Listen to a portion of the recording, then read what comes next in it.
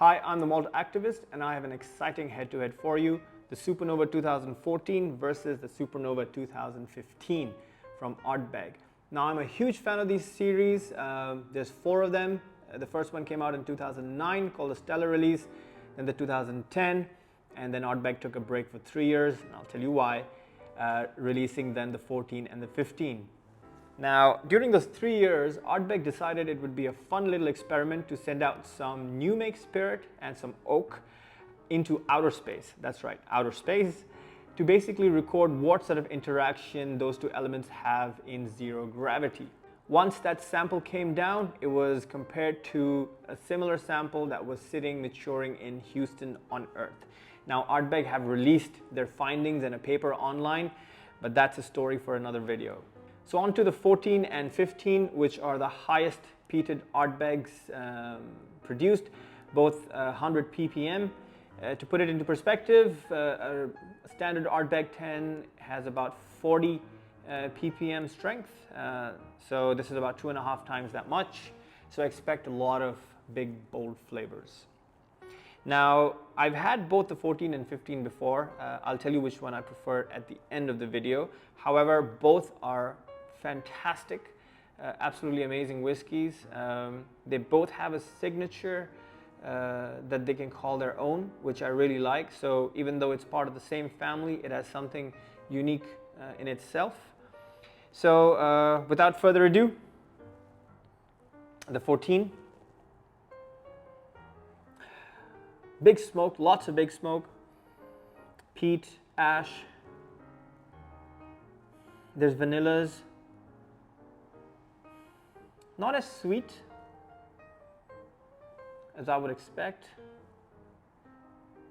Quite acrid if you like. The citrus is almost sort of a bright lime citrus with a tangy lime zest if you like. Maybe some red fruits, some red berries, wild red berries. Hint of chocolate, some coffee. I think some of the sherry casks are sort of speaking through here. It's a nice nose. I really like it. Now, I don't want to use the word raw, but I feel, well, maybe I can. There's a certain rawness to it. It seems dry. The nose seems quite dry.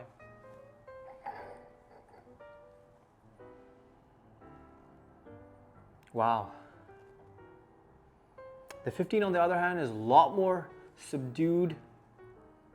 The smoke isn't that big. It's not as sharp. I find it to be a lot more well-rounded, more robust. I get some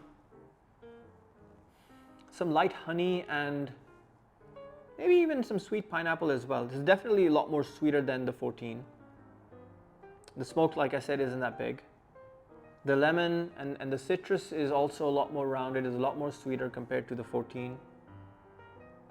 But it does retain its signature distillery trademark, if you like, with the soot and the ash. This one is a lot more earthy as well. Maybe even some wild mushrooms, some sweet caramel. Definitely prefer the nose to this on this than the 14 for sure. No hint of spice on the nose. So all in all, a better nose for me. A lot more balanced, a lot more rounded I feel versus the 14. The 14 is more of a smoky onslaught versus the 15.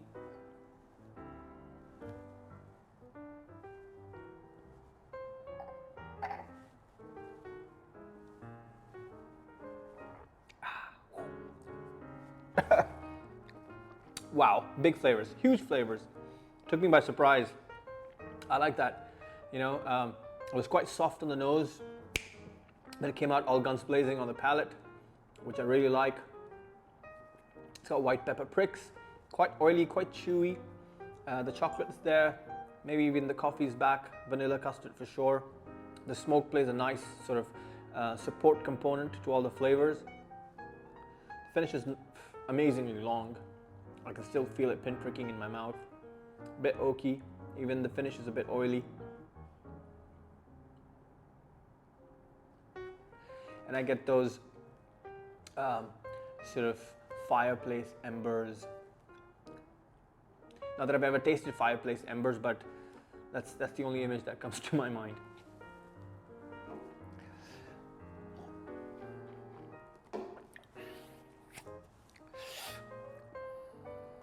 Yeah, definitely a lot more sharper and accurate for me versus the 14. Still an amazing nose, but when you compare it, definitely this one's better.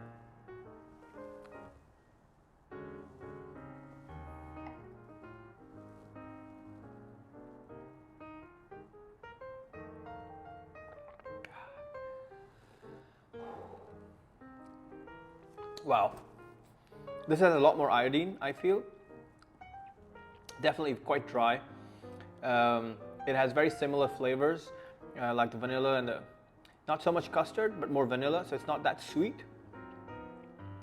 It's quite sooty, quite tar, quite ashy, not tar, more ash. Oak, a lot more white peppers, I feel. Definitely drying, just drying my mouth up completely right now. The lemon lime is there, but again, it's quite the sharp lemon, sharp lime, whereas the 15 was a lot more fruitier and sweeter for me. The finish is as long. This one is quite savory versus the 15. I think all in all, both are just absolutely fantastic whiskeys. I prefer the 15 over the 14 though, just because of the nose and the element of surprise that I experienced. Having said that, outstanding whiskeys both. Given to me blind, I don't know if I'd be able to tell the difference because they're very, very similar. But side by side, I can tell that the 15 is slightly more well-rounded, slightly more balanced, a little more sweeter, a little more fruitier if you like, versus the 14.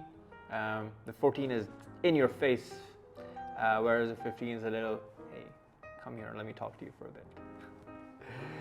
So that's all we have for now. I'm the Malt Activist. Don't forget to check out maltactivist.com for a lot more whiskey reviews and my musings. Till next time.